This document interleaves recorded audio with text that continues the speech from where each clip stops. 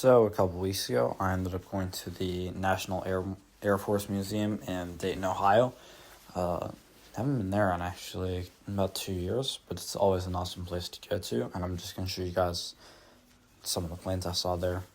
So we're going to tackle this section by section. First up is the presidential slash research and development section. And the first plane we have here is the Thunder Screech, the XF-84. There's an awesome Fat Electrician video about this plane, but only about 2 of these planes were ever built, and it only had 12 total test flights before it was canceled. Next up, of course, is the YF-23, the prototype predecessor for the F-22. Really weird plane, with the very tilted twin tails, just like the F-22, of course, and the very flat cross section. Next up is an F-15, specifically the F-15 called Streak Eagle. Basically, in the 80s, after this plane was built, they stripped all the paint off of it and then had someone fly it straight vertical, and they broke the fastest time to get to a certain altitude. I don't really remember what it was, but still a very interesting plane. Next up is Air Force One, but of course not the Air Force One. This is the Boeing 707 variant of the plane, or the VC-137. And then up next has got to be one of my favorite planes of all time. This is the XP-70. Cool mustard video about this plane, but I'm going to do a brief description. Basically, this was a 6-engined, long-range, very fast bomber designed to go like Mach 3.5. So you just drop nukes into the Soviet Union. And this one is actually pretty cool. They only built 2 of these ever out of 3 planned. And the first one, this one, was not flying too well. They had to fix it a bunch of times. So they said, we'll just build another one. And then after they built that other one, they flew it in an air show, and it crashed, and there was a mid-air collision, and it crashed. So they flew this one to the Air Force Museum and parked it there forever. And then, of course, we got this goober, the XF-85 Goblin, which was basically just a parasite fighter. They would stick it to the bottom of a plane on just like a catapult, and then just drop it off, and then it'd fly around, shoot down enemy planes, and then just fly back and land on the plane again. And then, of course, I got this shot. We got the U-2 spy plane in the middle, the SR-71 on the bottom left, a B-1 Lancer in the back, a B-57 Canberra on the bottom right, and then just a bunch of other random planes spread out throughout the picture. Up next is the museum's B-47, which is a pretty cool bomber. Basically the same design as the B-52 and B-36, but jet engines instead of props, of course, and the direct predecessor of the B-52. And then this is just the same SR-71 from the earlier picture, but still really cool because the museum actually has 2 of these.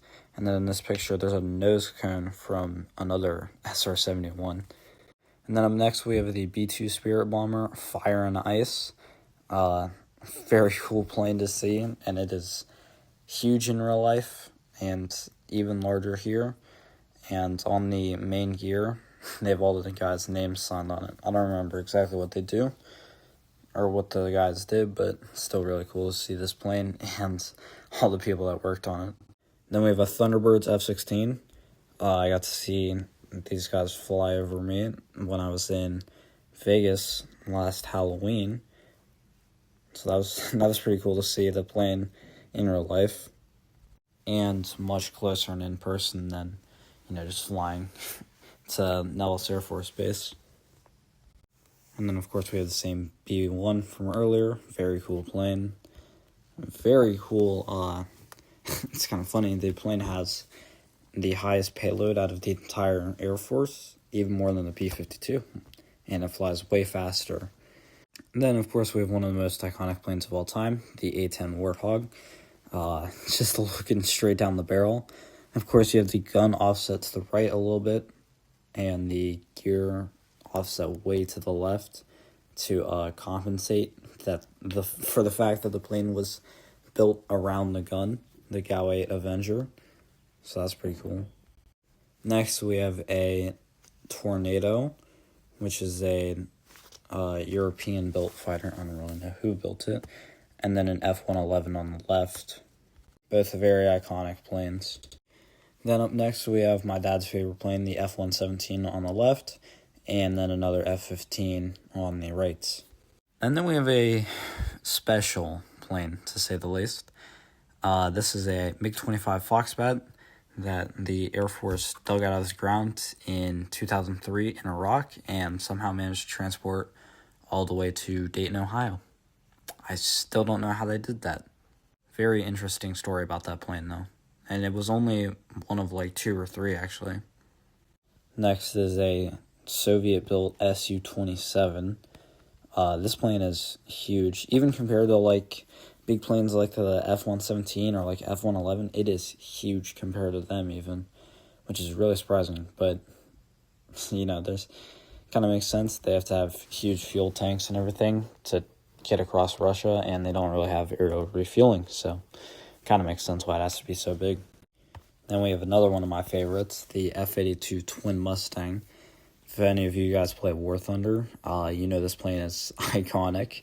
So it has 6 guns mounted in between the 2 engines and cockpits, I guess. And then it has a hard point where you can stick a gun pod with 8 machine guns in it below, totaling 14.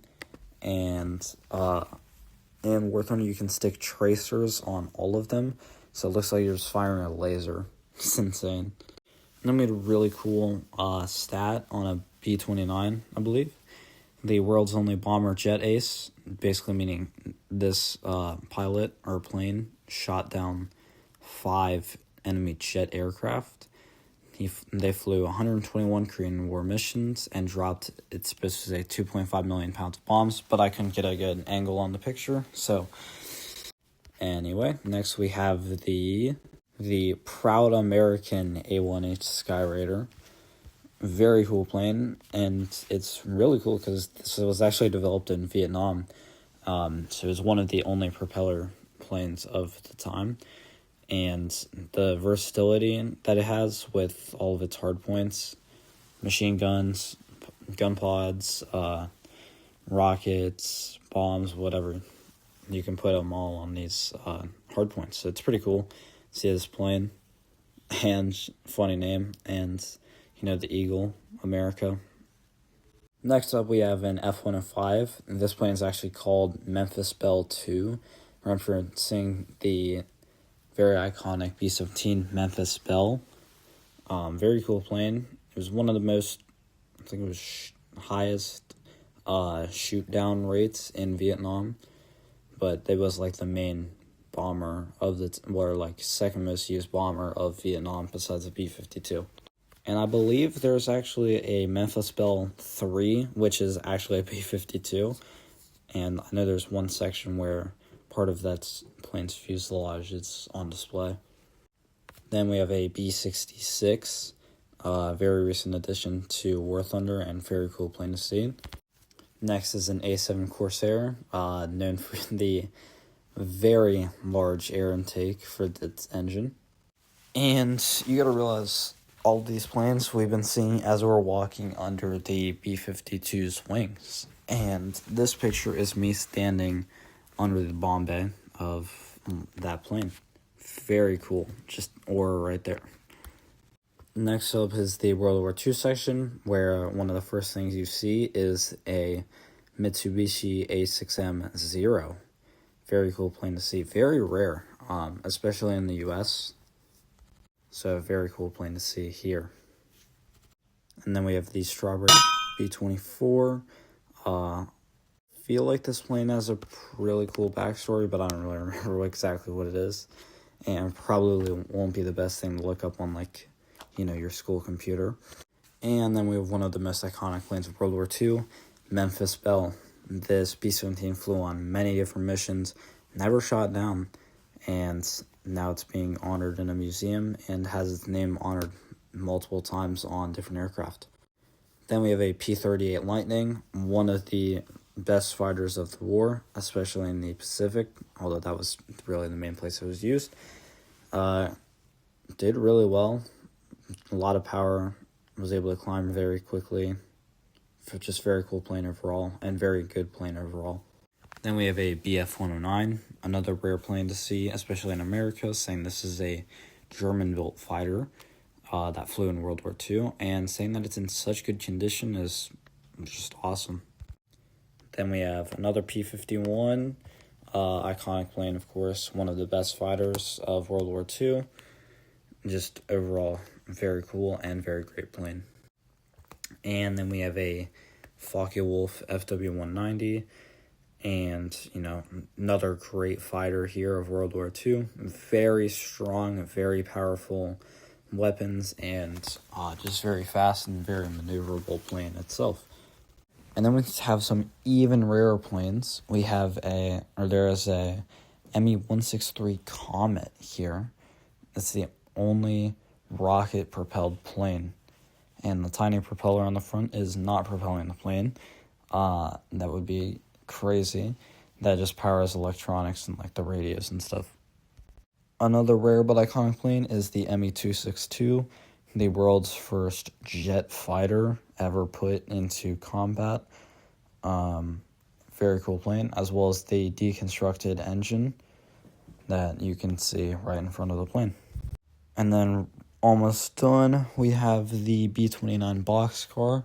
This was the B-29 that dropped the Fat Man nuclear bomb over Nagasaki in World War II. And then we have a PBY-5 Catalina. This is actually one of the most produced seaplanes of all time. Very iconic, or very cool plane to see. Heavily used for reconnaissance during the war. And it has been used to spot many ships. I think even Bismarck and maybe Yamato have been found using these planes. And then we have another Japanese fighter that I do not remember the name of. I think it was a J7W. I don't really remember. But a very cool plane to see in this good of condition, especially for its age. And then wrapping it up with one of my favorite planes. This is the P-61 Black Widow. Very cool plane to see with its 420 mils and 450 cals on the remote controlled machine gun turret. One of the first planes to ever be equipped with a radar, and it was used a lot for night fighting. Just awesome plane overall. So yeah, this place is pretty awesome. Awesome place to go and see all this history and see all these planes in real life for yourself. And I'm gonna be honest, I don't even know if this was half. I was taking a lot of pictures, and this wasn't even close to half the planes that were there. But, so yeah, I would definitely recommend, if you can go, definitely go. It's awesome. I can't even explain all of it. It's way cooler in real life. But yeah, if you guys enjoyed, consider subscribing, and I'll see you all later.